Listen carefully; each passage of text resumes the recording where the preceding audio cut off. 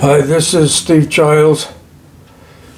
I'm a spiritual atheist. I believe in a God that's not theistic, atheist. Theism is a belief in God that's somebody else, that has all power, that created us. But what if us, everything God created, the theistic God, what if we all turn against the theistic God because he's a tyrant? Is that possible? Does God have control of us? How do we have free will then? We could all choose to be against the theistic God that we would end up claiming does not exist.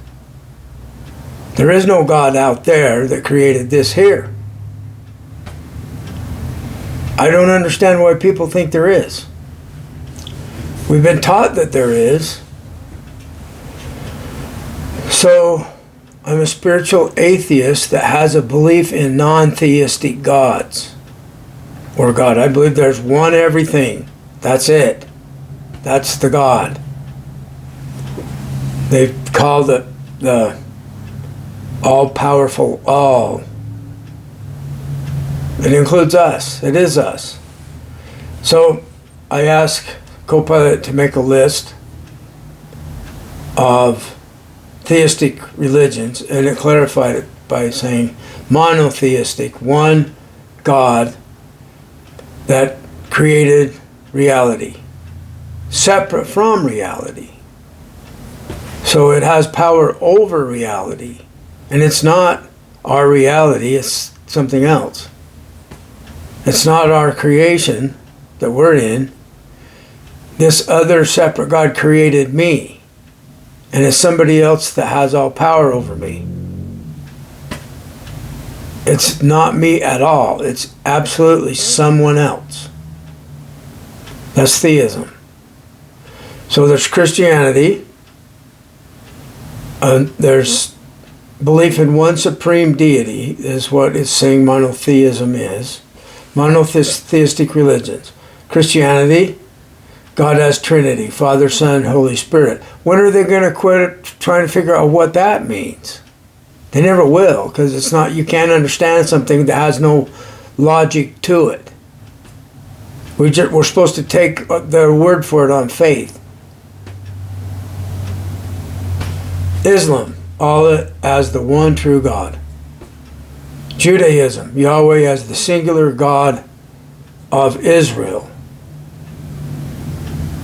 Zoroastrianism, Ahura Mazda as the supreme deity. But then I'll just continue. Sikhism, Waheguru as the formless eternal God. That's false. Sikhism is not monotheistic. The people in the West have a misunderstanding of that. They believe in Ik-Onkar. It doesn't even mention the word God. One changing totality of creation. One creator. That is the creation. I've heard it said that way. Baha'i faith, one God revealed through successive prophets. So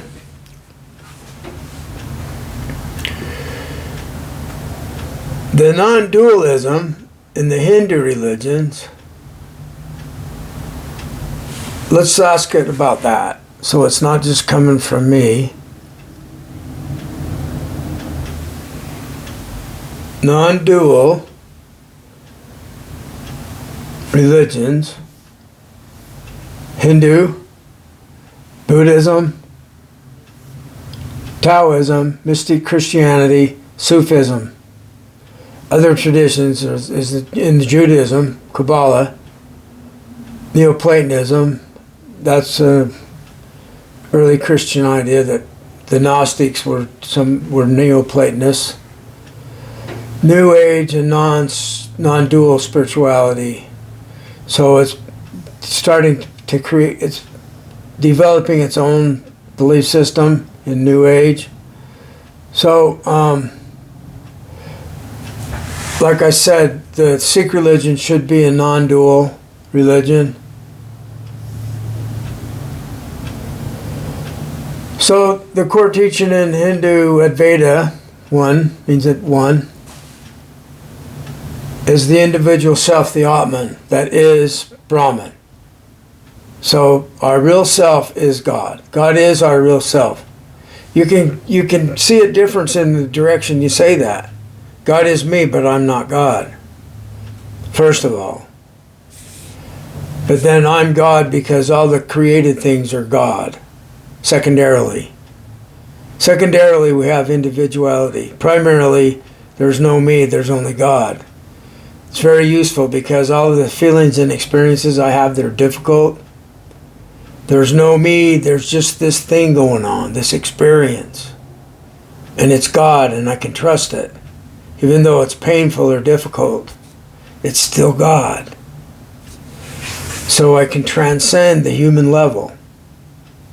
This is the awakened mind I'm describing to you right now. In my opinion. We could ask about that. Buddhism emphasizes direct experience beyond dualistic thought. So that's what I just said. There's no me thinking about the world. There's only the one experience. The outside and the inside is one. And that's in the Gospel of Thomas, early Christianity, before it became theistic by the rule of Catholicism. The Roman Empire became, it's like when Pilate says, so where is this all-powerful God of yours? He's like, it's me. You know, it's a hierarchy. God, it's like the top of the pyramid is the God level of theism. Where non-dualism would just be a circle of all the people and there's no God other than that. And everybody's a part of the circle. Everybody is the circle. That's God. And then our individual selves is secondary. Okay, so it talks about mystical Christianity, Meister Eckhart, John of the Cross, Sufism, unity of being. All existence is a manifestation of the divine. So anyway, is MAGA theistic? Let's see what it says. Can you tell me if there are any people that are joined with MAGA that are atheist? Are there any? I doubt it.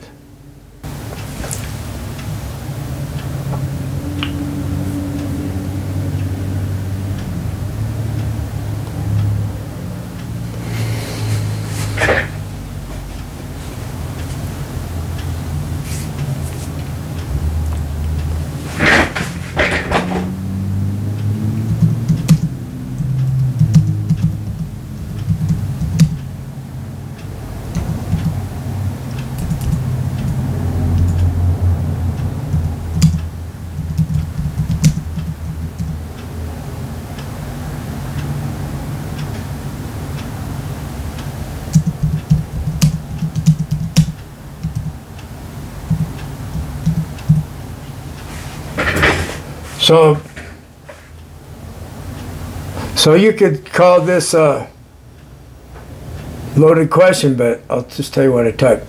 Are non-theistic people warlike as is theism? It says it's a profound and complex question. It's complex. Answer, neither theism nor non-theism inherently causes war.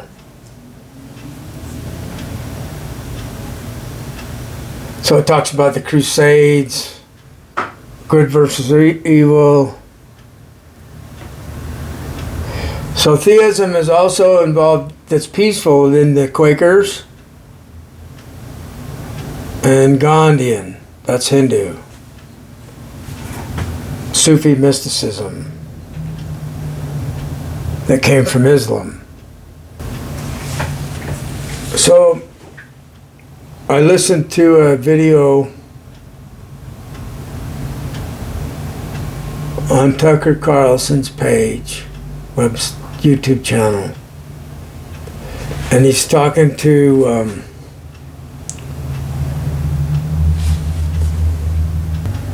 he's interviewing Scott Adams, a hypnotist. He's the guy that did the Dilbert cartoon. He wrote a book about hypnotism, used to be used politically, and as a persuasion. They talk about hypnotism. I did a Copilot search on it earlier. And slogans like MAGA slogans are hypnotic. Make America Great Again. They put people into a trance consciousness. We have that going on at AA, Alcoholics Anonymous. So, actually, William James argued in favor of this hypnotic unconscious, subconscious function because of the good that can come from it. So it's like humans have always done rituals to get into trance, and it's related to hypnosis. So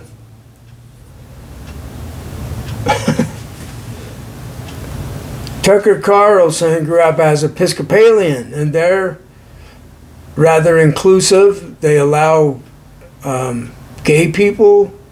They're not militant in a sense, like you have the image of Southern Baptists, fire and brimstone, hell threats if you're gay.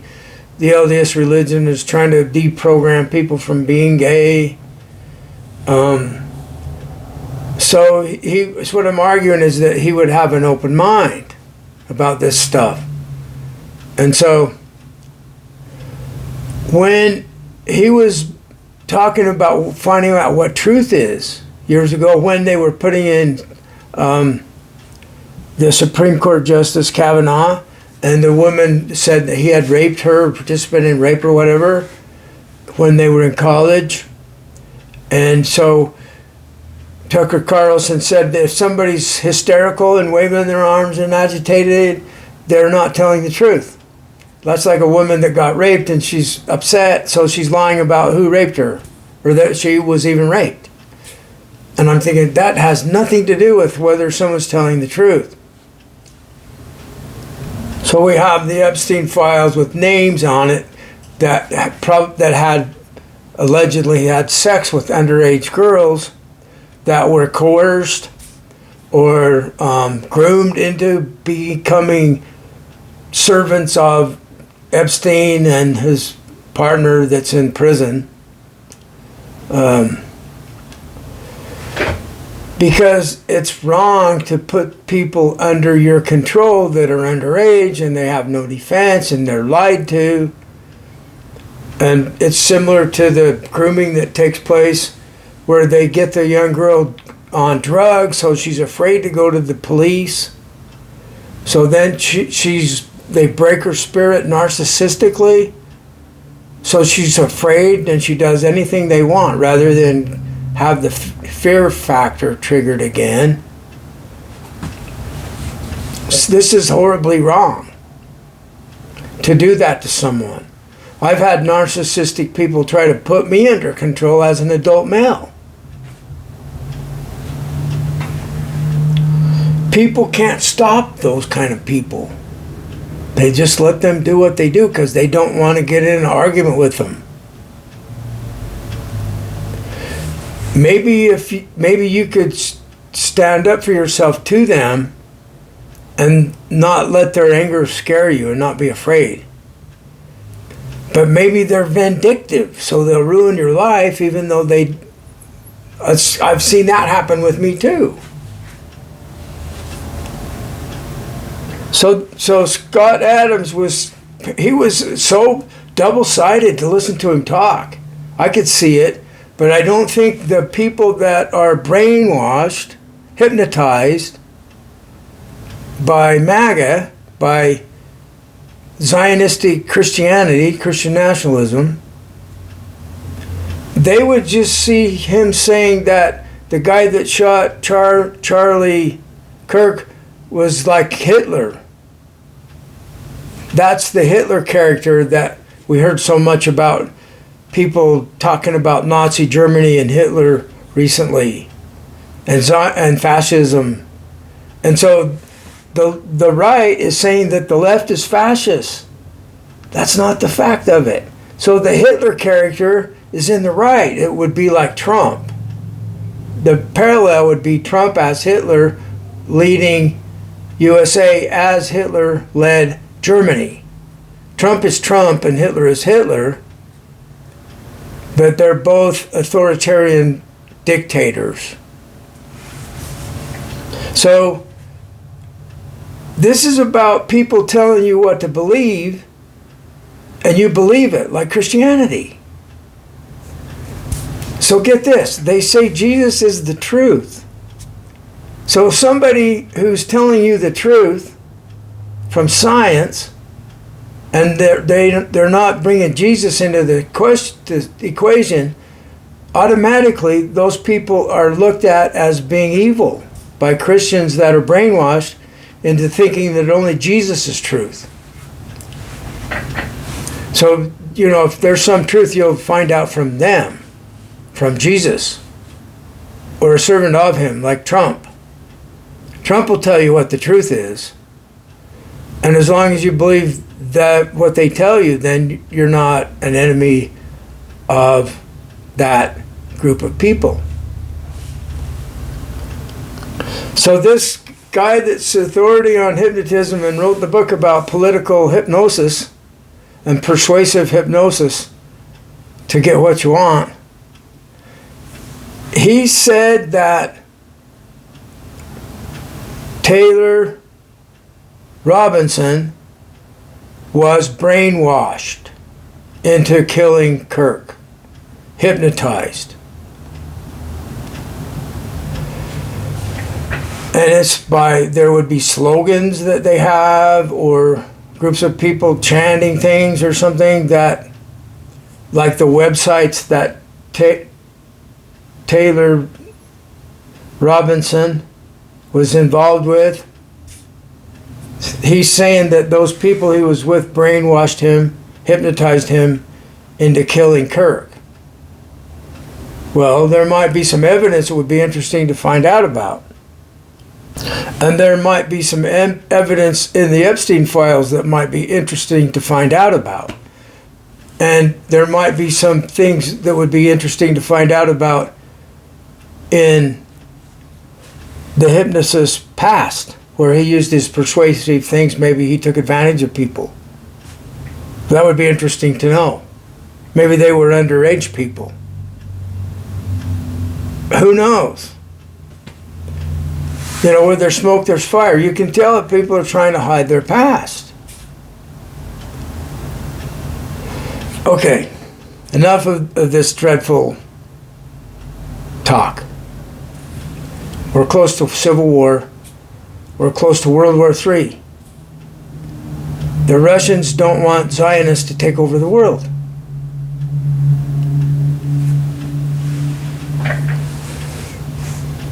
They never have. That's why they unified against Zionists,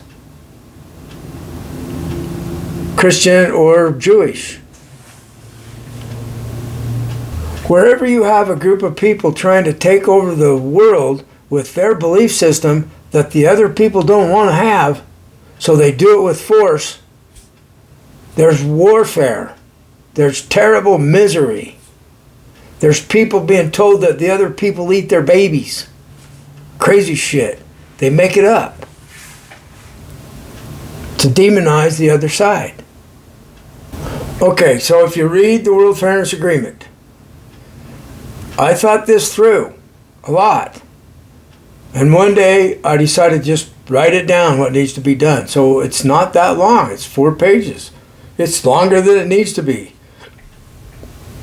The idea is based on forgiveness and exoneration.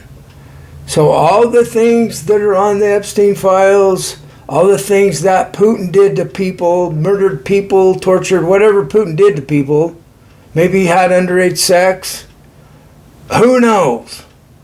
All that stuff that we'd be wanting to know so we can prosecute him in a court of law for war crimes and so forth, along with Trump, and maybe even Zelensky. Maybe he's done some things that are war crime-like to the Russian people. This is absurd to try to want to prosecute people for this. So exoneration is they don't have any guilt in their past. We don't care what they did in their past. We don't care how many people they gang raped. We don't care how many people they sacrificed to their God, humans, to Yahweh. We don't care what crazy things they're doing because of the insanity in our minds from living in this world. Their past is sealed, it's secret. If they'll make the deal. We won't do you wrong if you don't do us wrong. So all of us stop doing each other wrong by agreement. It's wrong for one religion to say, all right, I'm going to take over the world and kill you all if you don't surrender. That's wrong. Join with Team Fairness, please. Thank you.